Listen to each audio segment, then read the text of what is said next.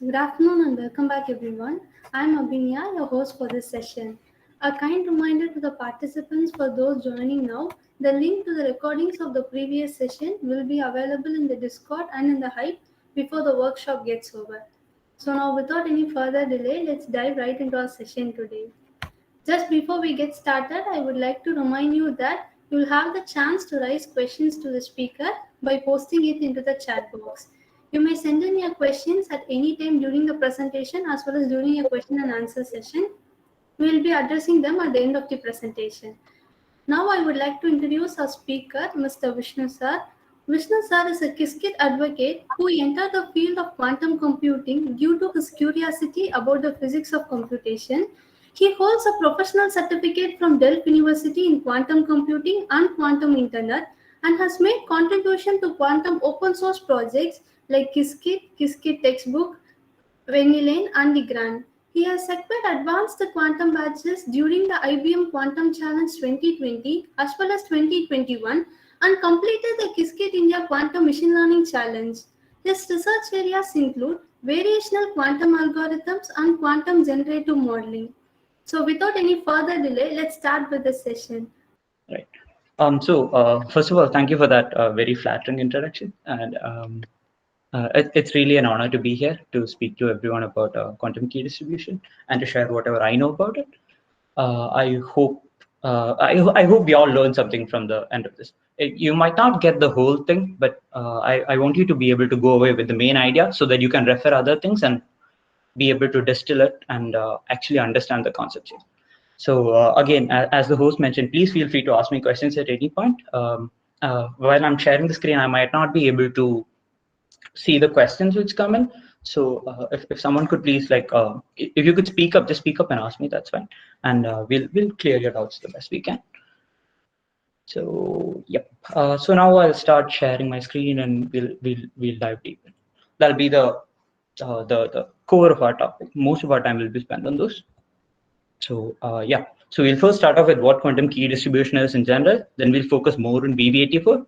We'll run through a few other protocols. We'll give an overview of what happens in them and some other variations of BB84, which are more advanced, and we will not cover in detail here.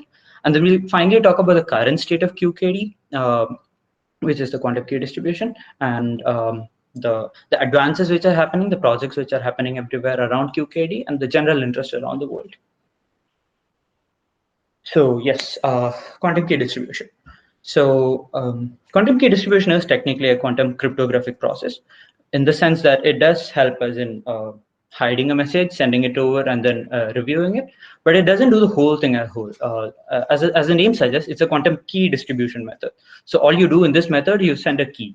If you're familiar with cryptographic protocols, you will know things like DSA, AES. All of them function with the core premise that you're able to share a private key from one person to the other, especially the RSA, which is one of the most used systems right now. So yeah, so in RSA, it's very important that you're able to keep a private key to yourself and then be able to share a public key. And the entire decryption process works only if you have control of both the private and the public key. Similarly, for AES and the other systems. So it's very important that this key is transferred very securely.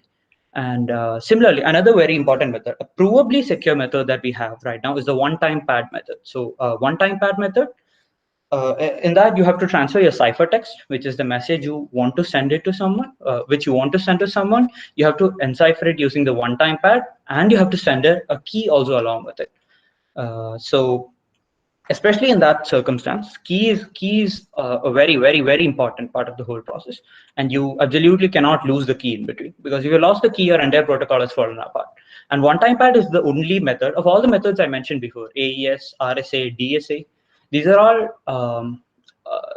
all secure, but none of these are provably mathematically proven to be secure. So the security of all these relies on the fact that their underlying mechanics is on a mathematical problem, which is very, very, very difficult to solve. So the RSA, for example, works on prime factorization.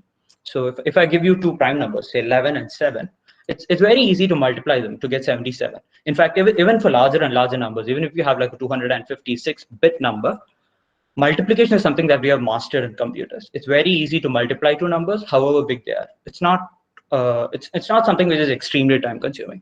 But on the other hand, if I give you the number 77 and I want you to find out what the two prime factors are, that's a lot more difficult. So even our best methods is basically along the lines of you take 77, you first divide it by 2, then you divide it by 3, then you divide it by, you don't have to do 4 because it's a divisor of 2, but 5, and so on and so forth till you hit 7. So when you divide 77 by 7, you get 11, which is other prime factor. That's that's the rough idea. For 77, this is a very easy thing to do. But for larger and larger numbers, so if you have something like a 256-bit number, the amount of time which you will have to spend factorizing it is, it can be measured in the age of the universe. It's that big. But that doesn't mean it's provably secure. That just means that if I have my one laptop, it'll probably take me the entire age of the universe to find that number and then break the whole encryption. But say if I was Google and I decided I really wanted to know what is happening in this meet, I need to break the encryption in here. I've given up everything else, the 2G drive, nothing else. I've put in my entire computing resources just to this problem. Even then, it's pretty much impossible to solve the modern encryption systems. But suppose the fact is that you can't take this for granted. A few hundred years back, no one thought computers were going to be a thing. Even at IBM, there was a president at IBM who went along the lines of there's a scope for only a few hundred computers along the entire world, and now we have computers everywhere. So the thing is, we can't predict how computing and how computing will evolve and how it will grow in power. Especially the computational power, it just keeps increasing day by day. Every day a new system comes out which is a lot more powerful than the ones before it. So it might come to the point that at some point we are able to come up with systems that will break all this encryption, the things like RSA and DSA. And even then, we have our quantum computers. In fact, the most famous quantum algorithm is called the Shor's algorithm. And the Shor's algorithm, I'm sure you've gone through it before. And the Shor's algorithm is centered around the problem of factorization that we just talked about. So if it takes a normal computer the age of the universe to compute it, a quantum computer can do it in a matter of like 10, 5 days, a day, a week, depending on how small the number is, or like much, much, much less. So that means things like RSA cannot be taken to be secure. Like there is no mathematical proof which says that this method is secure. Like that, all such methods work on computational difficulty of mathematics. There are other methods like SIKE, they work on isogeny principles. Then there are lattice methods. We have a whole range of cryptographic problems and methods, but they all work with the underlying assumption that some problems are very easy to do in one way, but in the reverse, they are extremely difficult to solve. And this need not always be true. And that's where our QKD comes in. Okay, so quantum computers ruined RSA by sort of coming up with Shor's algorithm and making RSA a risky choice, but they also sort of come up with a solution to the whole thing, and that is QKD. So quantum key distribution does not rely on the fact that something will be very difficult to calculate mathematically, but the security comes from the fact it comes from the principles of quantum mechanics. So it's sort of like physics, and the nature is protecting your secret. There's no way you can send a message. You can send a key from one person to another using QKD, and it'll get intercepted without you knowing. If anyone as much as tries to intercept, you'll definitely know what's happening there. And that's sort of why QKD is important. And another facet of QKD which cannot be overlooked is the fact that quantum computing is a very new science. It's still coming up. It's in its infant stages. Things like quantum machine learning, they are all very much in their research stages at this point. So there's a lot of work which has to be done before we can have a fully fledged proper quantum computer. In fact, we call the current quantum computers as NISQ quantum computers, which is to say noisy intermediate scale quantum computers. So there's quite a lot of work which has to be done before we actually reach a mature, proper good quantum computer which can actually run Shor's algorithm, break RSA encryption. In fact, the biggest numbers we have factorized using RSA on real quantum computers is along the lines of 15, which is 5 and 3. That's how far away we are from fully fledged powerful quantum computers.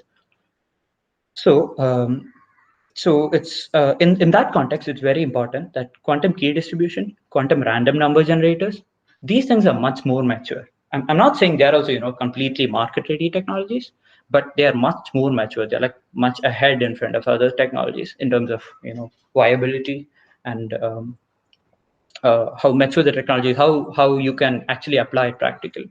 And that also makes quantum key distribution a very important and interesting topic. Right. So we'll get into the first protocol, BB84. So this is a very recurring theme in quantum cryptography and quantum key distribution protocols. So the name BB84 comes from, yeah. So Bennett, Brassard, the two inventors, and in 1984. So later on we'll see E91, which is Eckhart 91, and so on and so forth. So this is the first quantum key exchange protocol. Uh, so yeah, Bennett and Brassard are the people who came up with this. Both of them work either in cryptography or in quantum information sciences, and are both affiliated with IBM, at least then. Um, and it's actually very interesting how the whole idea comes around, and how we sort of get into the idea. And it's typically achieved using polarized light. So most of the implementations which are commercially or scientifically being worked on, they're pretty much all using polarized light. But in Qiskit and in general, in most major frameworks, Circ, Qiskit, Q Sharp, all these focus on a different sort of quantum computing. They used superconducting chips to actually run quantum processes, and they use these actually use a sort of system called discrete system. So earlier, I'm sure in the earlier sessions you have seen the states are 0 or 1, and it's 0 and 1, right? So there are like two states only, 0 and 1. Yeah, you can have a superposition on all of them, but still it's two discrete states, 0 and 1, just like discrete logic and continuous logic. But first of all, that's not the only form of quantum computing. There are many different other forms of quantum computing. There are things like continuous variable quantum computing. That means your system has 0, 1, 2, 3, 4, up to infinity. And those are very interesting systems. And even in discrete systems, there are different types. There are photonic quantum computers. They use light to actually do quantum computing. Then there are the superconducting quantum computers, which IBM, Google, and a lot of others go by. Then there are lattice-based quantum computers, diamond-based quantum computers.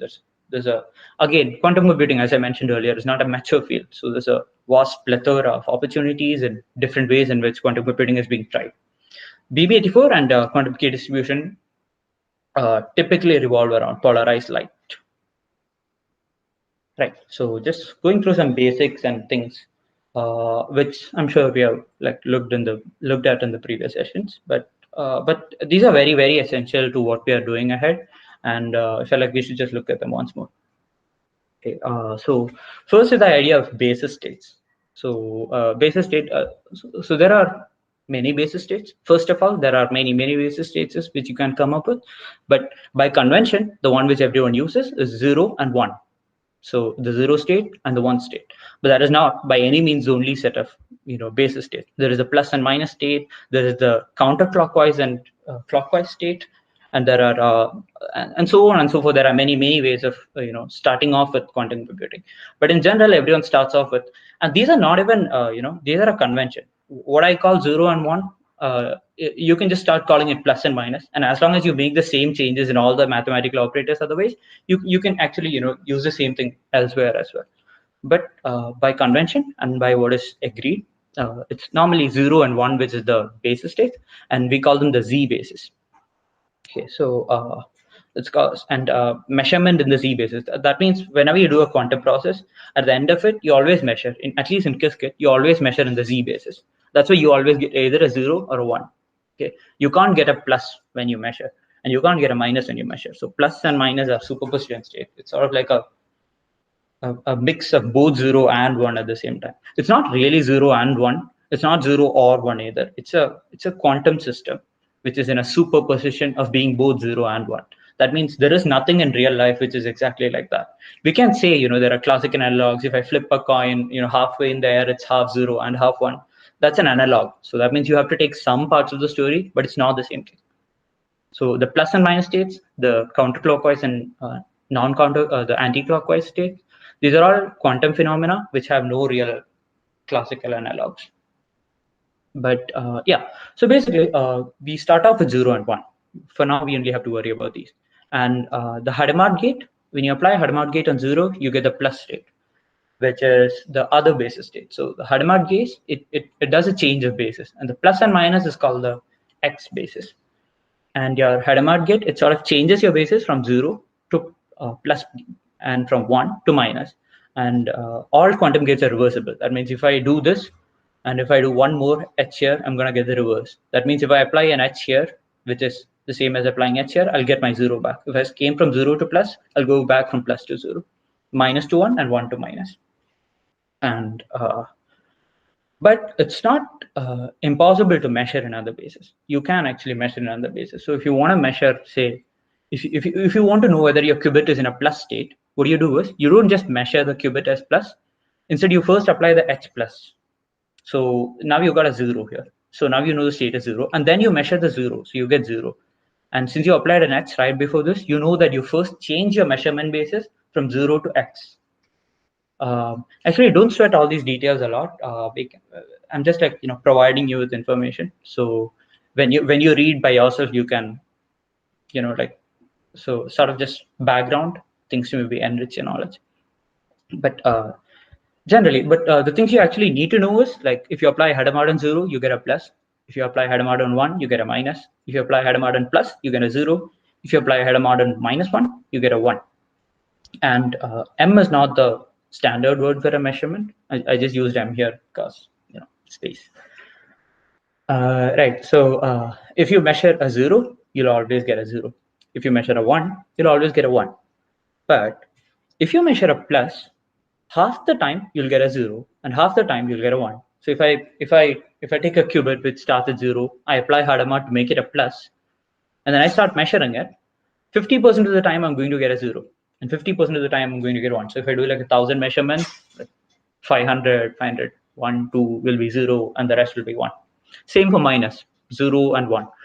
You might actually be confused about what's the difference then, but there is a difference. Like, take my word for it. Or you can like look at the previous sessions, and I'm sure you'll see that there's a phase difference, which is actually very important, but not so much for our need. So we'll sort of glimpse over it. Right. So now the BBA4. Generally, how this goes is generally any cryptographic protocol, including something like BB84, how it's explained is that two people are trying to communicate a secret. And in this case, they're trying to communicate a key. And they are Alice and Bob. This convention of using Alice and Bob sort of came around from the papers from Rivest, Shamin, and Adelman. So those are the people who came up with RSA, which is like a monumental cryptographic achievement, the RSA algorithm. So I think their thought process along the lines of the whole process of cryptography is taking a message and making it difficult and confusing. So let's at least set the premise in an easy to understand way. So person A is Alice and person B is Bob. There's one more character always, and that's a person called Eve, EVE, and that's a sort of pun joke because Eve is a person who eavesdrops. So eavesdrop is to sort of listen into someone else's conversation. And when Alice and Bob are talking to each other, Eve is the person who's going to try to interrupt them. So what we will be doing here is we'll first show how Alice communicates to Bob using BB84, how they give a key to each other, and after that we'll show what happens if Eve or anyone, Eve is like any person, actually tries to listen in. If Eve tries to listen in this, it'll make sure that Alice and Bob will understand that there's someone else who is trying to sneak into the conversation. That's the magic of BB84. And we'll first discuss how Alice and Bob communicate, and then we'll bring in Eve, and then we'll show you how BB84 is powerful. Right. So the idea of communicating keys is along the lines of first step is Alice chooses a random bit string and basis. So like I said earlier, there's a Z basis, which is how you measure M0 as 0, M1 as 1, and so on. But there is also a X basis. And here we are sort of switching them apart. I'm going to call the Z basis as H horizontal, and the D basis as diagonal. So this comes from the idea that BB84 actually works using light and the polarizing of light. So how this is actually implemented is along. So if you remember your physics, you'll remember that light can be polarized either vertically or horizontally. And if your light is polarized vertically and you use a filter to read it, so it's along the lines of yeah. So if your light is up, polarized up, and your filter is up as well, you'll definitely see the whole light coming out. And if your light is polarized down and your filter is up, you won't get anything. So that's like a 1. So you know it's a 1. Like it was polarized down and my filter was up. So I got a 1, which I didn't get anything, which means I knew that my light was originally, polarized down. So, but if I start polarizing light, diagonally as well, it gets complicated, because if my light is diagonalized, diagonally, and I have I'm still measuring in the z basis, right? So which means I'm still using a filter which is vertical. That means I get 50% of the light, because it's mixed between up and down. It's a diagonal. So that means I don't know whether originally my light was in a plus state or in a minus state. It could have been either one. And likewise, if I send a minus state here and I measure it and I get a 0, I don't know whether it was a minus or it is a plus or if it is a 0. I don't know like which of these is actually happening there. And that sort of like brings us here. Right. Yeah. So what happens is if my bit string is 1, I'm going to encode it using whatever basis. This is a random bit string. Okay, I can like randomly come up with any string of horizontal, diagonal, horizontal, diagonal. This is a very lazy arrangement. If you're actually going to do a cryptographic protocol, you should never use HD. That's a, how do you put it? That's a repeating arrangement, and you shouldn't do that. You should try to be as random as possible, as with the numbers above. The numbers above are randomly generated, but this is sort of me being lazy. But yeah, so the idea here is if you have a 1 and you measure it horizontally, you'll still get a 1. So it's like my light is polarized up and my filter is also up, and my light is polarized down. 1 stands for down, and my filter is up. I didn't get anything. So I know definitely that initially it was polarized up. That's why I didn't get anything. So it turns out as a 1. So now my light is polarized up and I'm using a diagonal filter. I get 50% of the light. My light is 50% here. So I get a plus state. Then I use a 0, and then I do that horizontally. 0 is up, my filter is up, so I get the whole light. So I still know it's 0. So it's 0. Then I diagonalize it, I get a plus. So diagonalizing is sort of like the Hadamard gate here. So with the 0, you get a plus. The diagonal is like the Hadamard gate. H gate, but it stands for the diagonal here. I should have changed H with B. Yep, I did change it later. So it's this H does not by any means stand for Hadamard. It stands for horizontal, which I later changed into vertical. But forgive me for one slide. So yeah, and if I have 0 and I'm doing a diagonal, so that's equivalent to applying a Hadamard gate, I'll get a plus. If I have another 0 and I'm measuring it horizontally, I'll still get 0. If I have a 1 and I'm measuring it diagonally, I'll get a minus, because this is equivalent to adding a Hadamard gate here. When I apply a Hadamard gate on one state, like I showed here, I'll get a minus. So yeah, a minus. Hadamard on 1, I'm getting a 1. My God. Horizontal on 1, I'm getting a 1. Then we have a diagonal of 0, which is a plus, because it's equivalent to adding a Hadamard. So generally this process is equivalent to, if it's H, which is horizontal, which will later turn into V for vertical. If it's V, you don't do anything. You keep your bit as it is. If it's 1, it remains 1. If it's 0, it remains 0. But if it's diagonal, it's like you apply a Hadamard gate onto your bit to get you're changing your base states now. Okay. So you finally do the whole thing. So 0 diagonalized is plus, and 0 in horizontal is 0 as it is. Okay. So now the status for BB84, you actually need 2 channels. The first one is a quantum channel, and the second one is a public, classical channel. And when I say public classical channel, it doesn't necessarily have to be very secure. You can like just broadcast it to the internet for the coming step, not for this step. This is a quantum network, and over the quantum network, you send your measured bases, whatever bit string you took and whatever random basis you took, you measured it and you sort of converted it using that basis, and then you send it over to Bob. Okay, all right. So now Bob takes in the quantum bits he got. So notice that unlike us who have the 1 plus 0 plus 0, we know what these bits are, but Bob doesn't. So as As long as Bob is concerned, there's a Q1, Q2, Q3, Q4, Q5, Q6, and so on. He knows it'll either be a 0 or a 1 or a plus or a minus. But he doesn't know which until you measure, you don't know. So what he does is he comes up with a set of random bases, which is again pretty lazy here. V. So he decides to go with verticals, first 4 verticals, and then and then a set of diagonals. So again, if you're actually doing it in a cryptographic way, you should try to make it as random as possible. So the idea here is you have two choices. You can either have it a vertical or you can have it be diagonal. Okay. And that means 50% of the time you're going to get the exact same basis as Alice used, and 50% of the time you're going to get it wrong, and that's fine. That's all right. Okay. And then he measures it in the basis he's using. So now he's got a V1 and he's doing it vertically. So that's equivalent to not really doing anything. So you get your 1 as it is. Then you have a plus, and then you're going to measure it vertically. So this is sort of equivalent to this. You're measuring a plus. So if it says vertical, it's equivalent to just measuring. And if it says diagonal, it's equivalent to first applying a header part and then measuring. So I also want you people to note this because this is sort of exercise notebook coming up later, and you'll need these ideas there. Right.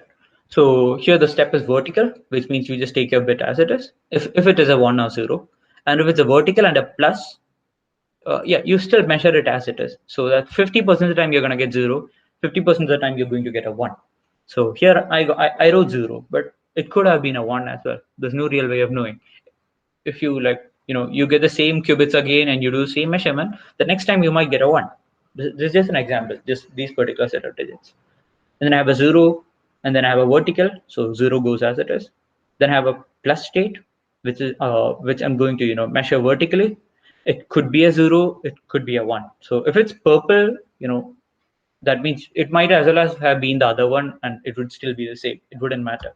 So I got 1, but it could have been a 0 as well. So then there's a 0 and a D. So I mean it's diagonal. And if you're supposed to measure on a diagonal basis, first you apply a header mark and then you measure. So coming back here, yeah. So 0 diagonally. So first I'm going to apply a header mark to 0, which will give me a plus, and then I measure it. So that's going to give me a 0 here. Yeah. So wait 1 second. Yeah, right. So now if I have a minus, so that yeah. So when I apply a header mark to 0, I'm getting a plus state. So that plus state could have been either a 0 or a 1. So there's no real way of knowing what you're going to get as a result. So let's say this time it was 0. And then I have my minus state, which I'm going to apply the which I'm going to measure D. So that means I'll apply header mark and minus, which will give me 1, which I'll then measure. So when you measure 1, you'll always get a 1. So this is a sure 1. And then I have a right. Then I have a plus. Yeah, then I have a 1, which has to be measured diagonally. So first I apply a header mark here. So when I apply a header mark on 1, I get a minus. And then I measure the minus. So measuring minus might give me a 1. It might give me a 0, 50-50. And this time I got a 1. And then I have a plus, which I have to measure diagonally. So I apply a header mark gate on it, which gives me a 0. And then I measure the 0. Measuring 0 always gives me a 0. And then I measure the final 0. So I apply header mark onto it, which gives me the plus state. And when I measure the plus state, it could be a 0 or it could be a 1. So in this case, I went for 0, but it could as much as been 1. Okay. So in the next step, Bob first discusses, like he sends out information on which all basis states he's used. And then Alice also does the same. So they sort of discuss what states they used. And I've written down both their states together. And they pick only the basis states which they've got correct. Okay. And then they take the bits from those basis states alone. Okay, so 1010. And when you're writing QKD, you don't you don't just take the corresponding bits as keys. You say for the first two. So so Bob and Alice both send out their first two. So whenever Alice measures, it's 1 and first. So the first two matching are V first and the third, right? So 1 and a 0. Same for Bob. When he measured, also he got a 1 and a 0. So they both agree that 1 and the 0 are the same. So they understand that from now on, everything is safe. And then they move on. So the rest of the, excluding the first two matching ones, they take the rest of the matching ones. And that'll be the key. So in this case, that'll be 1, 0 will be the key here. Now, this whole thing seems sort of convoluted. You're first making basis states, you're making bit strings, you're converting them, then you're sending them over, then you're measuring them again, and then you're classically just telling out what you did. And it might not seem like makes a lot of sense. But it'll start making a lot more sense when you actually bring in Eve, the person who is trying to, peep into your system. So let's say Alice sent the quantum information over to Bob. So he took his bit string, he made a basis for it, and then he converted each one into the basis. So the same process we did earlier. He got this particular quantum string, and he sent it over a quantum channel to Eve, to Bob. But then Eve's dropped it. So what Eve did is she took on the basis. So now she has to randomly start guessing a basis. She doesn't know which basis Alice used at this point. Till Bob, sends a return message, no one knows what basis Alice is using. So what she does, she starts measuring it. She comes up with random bases to measure it, and she starts measuring it in the same rules as earlier. So she, again, it's very important to know that she doesn't know it's a 1 plus 0 plus 0 minus 1 plus 1 here. She just knows those are qubits. She doesn't know whether it's a plus state or a 1 state or a 0 state or whatever. So yeah, so she starts measuring them in the basis that she selected. And she's lucky because the first one is okay. I made a mistake. I should have turned this purple, but still, the first one is 1, but she chose a diagonal basis. So that means she's going to measure 50% of the time she's going to measure a 0, 50% of the time she's going to measure a 1. So that means this time she measured, she got a 0. But the problem here is Eve has no real way of knowing whether this was originally a 0 or not. Okay, because it could have been. How many ways could she have got 0? If it was, a minus state, if it was a plus state, and it was diagonal, you would have gotten a 0. That's one way to get a 0. If it was a plus state, and you measure diagonally, you'd get 50% of the time 0. You'd get 50% times the 1. 50% of the time you'd get a 1. So that's one way in which you could have gotten the 0. Now, if this was a 0, and she measured it diagonally, she would have still gotten, 50% of the time she would have gotten a 0, 50% of the time she would have gotten a 1. So just because she got a 0 doesn't mean she knows whether this is originally a 1, a 1, a plus, or a minus. Okay. So the only thing, she can be sure of is the fact that this is not a plus. Besides that, all the other states are still in the game. She doesn't know originally what it was. So what this means is now that she has read the message, she has to send the same thing over to Bob. Okay. So and when she sends the message over to Bob, there's no way that she's again going to use she'll probably use the same basis set to hopefully she'll hope if we use the same basis set, I'll copy the same thing, and they won't notice later on when they exchange their data, they won't notice that it's going wrong. But the thing is, she doesn't know whether this is initially 1 or a 0 or whatever it was. She can only guess and hope that her guess is right. And if that is wrong, so she took a 0 and then she used the same diagonal gate and she got a plus. But initially it was a 1. And so when she sends this, new quantum data over to Bob, and then Bob, does the same process. He doesn't know there is an Eve in between. Alice also doesn't know. So Alice and Bob, they just think they're communicating to each other at the moment. So they do their normal thing. They, set up random basis states. They start measuring and so on. And finally, they sort of put together the same thing and the usual steps. They both broadcast what is the key, the basis that they've used, and when they start comparing, they compare the first 2 bits, and then they decide the next 2 bits will be the key. So when they start comparing, Alice, broadcasts, she tells the whole world that her first bit string was 1, but then Bob notices that his is 0. And this is possible only if someone in between took in the bit and measured it without them knowing it. Okay, so and the possibility is if there's 75% of the time, 3 chances in 4, you're gonna get it wrong. And then when when the same thing happens, so here we use only 2 bits to check. But if you use, say, I think 75 bits, yeah, if you decided to check 75 bits up to 99.99% of the time, you can be sure that you both are secure. So this is a sort of assurance that RSA, AES, DSA, none of them can give you this sort of assurance. They can just tell you, this math problem is really difficult to solve, so it's very unlikely that they will solve it. So you're probably not gonna, your secret is probably safe. But you can, by math, write down and prove that if you do this 99% of the time, 99.99% of the time, your secret is safe. Like your secure, whatever key you have given each other right now is perfect and it's correct. So that's a sort of guarantee which makes BB84 powerful, right? So yeah, so in that case, they'll know immediately that someone has been eavesdropping between them, and they'll immediately drop the communication. So whatever secret they were going to communicate after that, using this key that they made together, it's saved now, because Eve has no access to that key because she's failed at the key distribution stage itself. And that is sort of the idea between QKD. I hope I've been able to do this some justice. So if you have any doubts or something, this might be a very good point to start asking.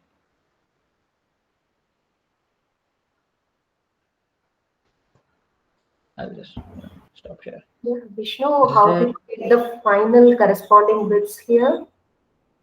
How will they be able I'm to sorry. find that Eve has looked into their keys? Yeah, they will. So the thing is, after this step where they both, quantumly use the quantum channel to communicate, the next step is that they both publicly announce whatever basis states they've used. So Alice publicly announces to like everyone. She broadcasts it over the internet that I used this particular basis state, and Bob also communicates that he's used this. So it's communicated like throughout the internet to everyone, so anyone can pick it up. So it's like very difficult to like pick up every copy of your broadcast and change it out. So it's pretty much secure. And the idea is they'll start matching up. So they know that they both used V. That means this bit is safe. They'll both have the same bit. So then again they'll classically say, Bob will classically say that my first bit was 0, and then Alice will say that my first bit was 1. And this will happen only if Eve has come up in between and she's she's eavesdropped, she's broken the quantum system, she's broken the entanglement we applied here. Only then will this change. Otherwise, there's no way for this to change. So they'll both know that Eve has looked into their system. That's how they'll know. Thank you. Thank you, Vishnu. So I guess if there are no other questions, we can move on. Yes. Yep.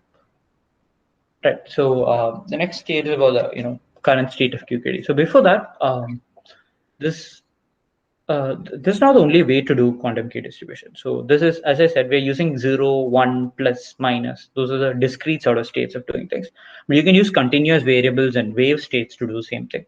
So that's the wave form of doing BB84, and that's a lot more easier to apply practically because depolarizing effects can be stopped. So in a real situation, when you're actually using light and sending it from one building to the other, first of all, it's very difficult to do in the morning because there is sun rays and sunlight and a lot of other energy, and whatever polarization you have done, like made it plus or minus or whatever, it could get disturbed. So that's like one of the first drawbacks. Most of the experiments which have been conducted, including the one conducted by ISRO just recently, I think last May, they were conducted at night because to reduce the chance of interference by outside light. So a key distribution protocol which can be used only at night is it's useless half the day. So that's a problem. And this effect can be to some extent stopped by using a continuous variable quantum key distribution. And similarly, there are so there is another protocol, the E91 protocol. So that was made by like Eckhart in 1991. So E91. And the idea in E91 is here Alice has to come up with a bit string. She has to come up with a basis. Similarly, Bob has to come up with a bit string. He has to come up with basis to like form all of these ideas. But in the Eckhart protocol, you actually give the idea of making entangling the key and creating this sort of a measured basis to another person. You sort of like give it to another person. He's a like third party C. Uh, Sort of like we do right now also. So what we do right now is like for the the normal cryptographic systems we use at the moment, we have things like public key, private key, and then we have trusted companies. So we're sort of like trusting those companies to keep some part of the keys for us. Especially if you use something like a secured service layer, you're trusting some company out there to do it for you. But in Eckhart 91, the thing is, you can have some other company set up keys for you, but you don't have to trust them. Okay, so someone else will do the difficult part of setting up keys and setting up bits and things like that for you, but you don't have to trust them at all. You can at any point verify whether they have or anyone else has like looked up the message you have. So that means you can make things easier without compromising on your security. That is E91 protocol, which is slightly more complicated. So like we won't actually be going into detail on that here. And then all right, so yep. Finally, on the current state of QKD, how quantum key distribution is, and like practically how it is being done. So it's mainly implemented using lasers or optical fiber. So if it's optical fiber, you don't have to worry about the night or morning. It's just passing through the optical fiber wires. And yeah, so the first network is the DARPA quantum network. This is very interesting because the very first precursor of internet was also run by DARPA. And DARPA Quantum Network ran from 2002 to 2007, out of which from 2004 to 2007, it was available 24/7. It was set up by IBM and a couple of others, and mainly had around 10 quantum nodes in different universities as a sort of experiment to see how it can work. The first major use was in 2007 for the Swiss canton elections. So they actually did the polling and sent the results over a quantum key distribution system to the headquarters, to the capital of the country. And so that's pretty much a monumental actual use. We don't really know many of the other uses because there are around 6 companies which commercially, offer the service of quantum key distribution, out of which one is in India, the QNU Labs in Bangalore. And these companies are very discreet because one of the best ways to protect a secret is to make sure that no one knows you have a secret.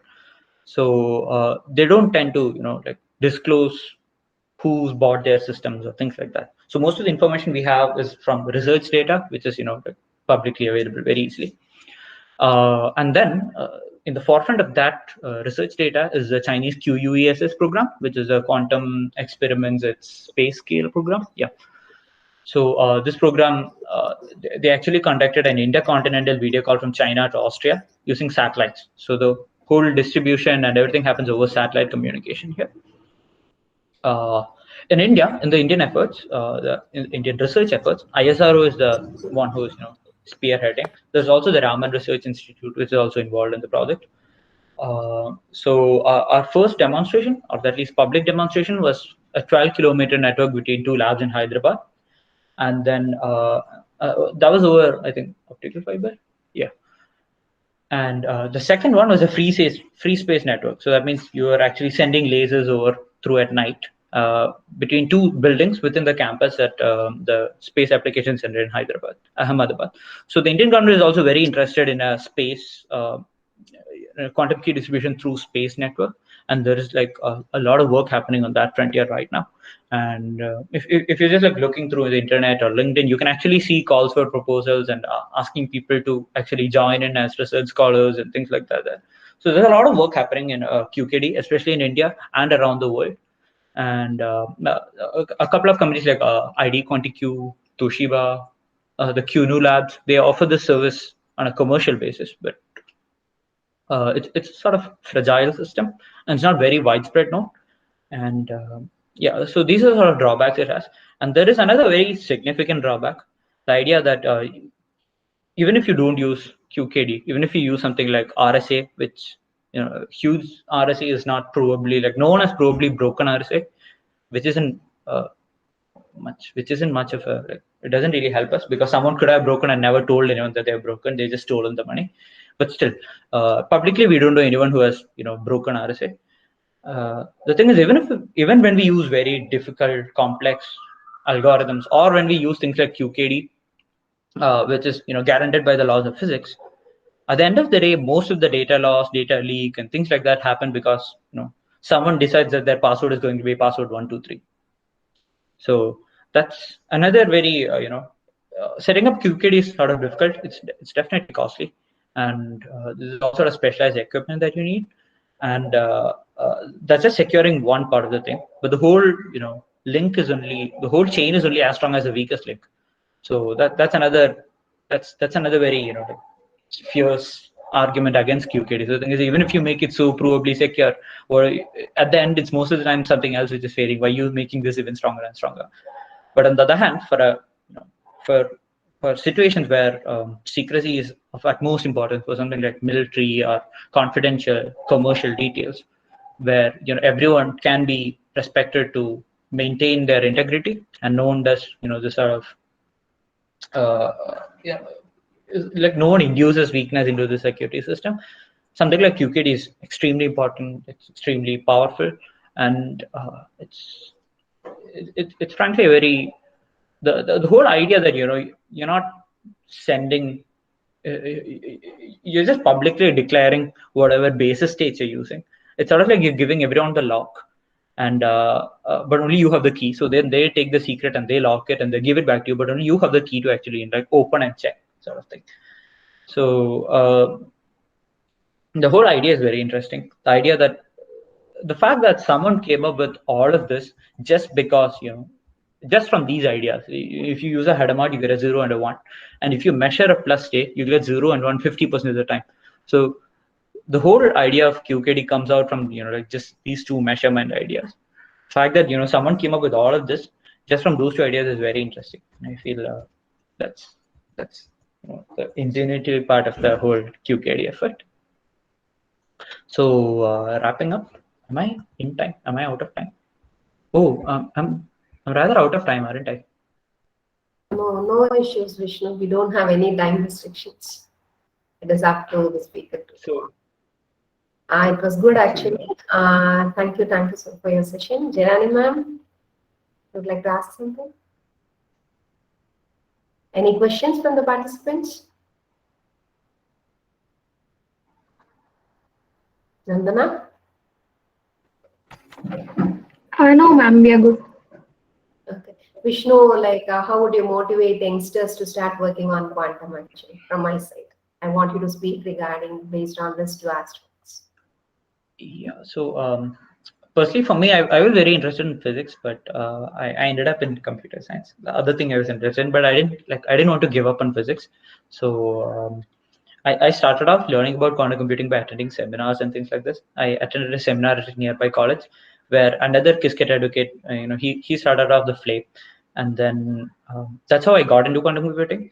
And then I did a lot of the Qiskit challenges. Those are like very, they're like widespread. Like everyone knows about them. If you know you want to attend a Qiskit challenge, you can definitely find out. Manjula ma'am is there. She'll definitely let you know. So that's how I got more into it. Initially, I just thought it was something cool, but I didn't really want to commit into it. And then I attended these challenges. So the thing is, these challenges are not made in such a way that only if you know you'll get the answer. There's like an entire community out there to help you. So they all want you to get the answer. And so being in that sort of a community encouraged me a lot. I wanted to learn more about it, learn more about things like that. And that community is what made me get more into quantum computing. And like I said, the idea that just from one measurement 50% of the time you get a 0, 50% of the time 1, that's the basic idea around which the whole whole BB84 protocol, something which is provably secure to any person on the planet, came around. I find that idea very, very, very interesting. And if you have been through the Shor's algorithm lecture, it's again very simple ideas waves interfere, but when you put it together, it turns into something much more important. And it solves a problem which no one could ever solve till now. So if you like that sort of an idea, and you feel like all this is fascinating, there are various ways to approach the quantum computing field. In fact, it's important because quantum computing needs people from every layer. Okay, so like I said, there's superconducting qubits. So that means you need electrical engineers who actually work on designing the chips, people who actually design the control systems, people to read out the qubits. You need engineers at every level there.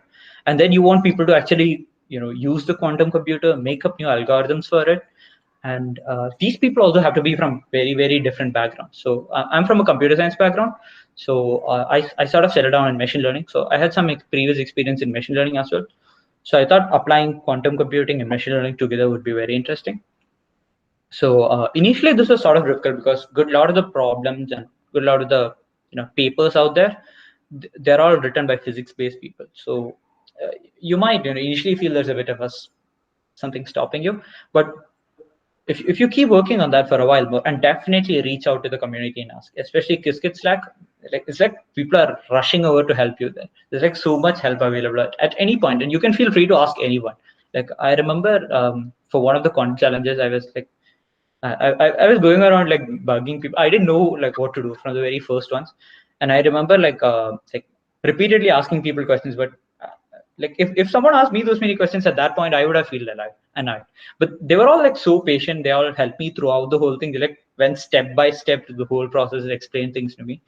So just like that, if you ever get stuck at any point, like feel free to ask, reach out for help, and there's like a lot of help available out there. They'll all reach out to help you, and keep working, because initially, like it's very interesting. Quantum computing, it's quantum, it's magical, and then it gets really difficult because there's a lot of starting material, and the intermediate material is a bit difficult to find, and there's a lot of advanced research papers to read as well. So in that intermediate stage, it's very important to like ask out for help, ask people to help, ask things which can be done, and I'm sure you'll get a lot of help. And then they like push on, like find what you first of all try a bit of everything, because there's work in Qiskit finance, so like how financial problems can be applied in quantum computing, nature, which is like how to apply simulations of molecules. There's work on all sorts of like different fields. There's work on even games. There's like a huge community for quantum games, things like how to use quantum qubits to do things like procedural generation, which means like making the whole system like if you played Minecraft or something, if you put in a seed, the whole world is created according to seed, and that's called procedural generation. So there's a lot of people who are like working on using quantum computing to do procedural generation in a truly random way. This working on quantum music, quantum art, like think of any field. There's like people working on pretty much like wide spectrum of fields, and they're looking for people who are working on more and more things. Like quantum computing is new and it's really difficult to develop, and that means you need things which make it that worth it. So right now everyone is hoping on RSA. The fact that if you do the Shor's algorithm, you can solve RSA problem. That means the first person to have a working quantum computer has access to a good lot of the world secrets. That's the thing that quantum computing is betting on, a lot of it, and a lot of it is betting on the fact that if quantum computing works well, that'll make simulating molecules, making medicines, making new drugs, as in medical drugs and that sort of thing powerful. You can come up with new ways of doing that. Machine learning people are enthusiastic because they hope to be able to speed up everything using quantum computer. So the thing is, there's a lot of applications. First of all, look into a bit of everything. So Qiskit tutorials is a great place to look at that. The tutorials are written really, it's really simple to understand them. So look at everything, see what strikes your fancy, and then keep working on it. Like, keep reading more stuff. If you find it stuff, reach out to people. Don't try to reinvent the wheel. Like, don't try to do the whole thing yourself. Reach out to people, and then keep pushing through. Like you'll surely find something which you find is very interesting, which you think is very interesting. That's about my advice. Yeah. Thank you. Thanks a lot, Vishnu. Even I would say the same thing. Working on challenges will help you to learn more, actually. Even I started off in 2020 challenge and then moved on with all the other challenges. Thank you. Thanks a lot, Vishnu. Thank you so much, sir, for sparing your valuable time for us and empowering us with your knowledge. Thank you, sir.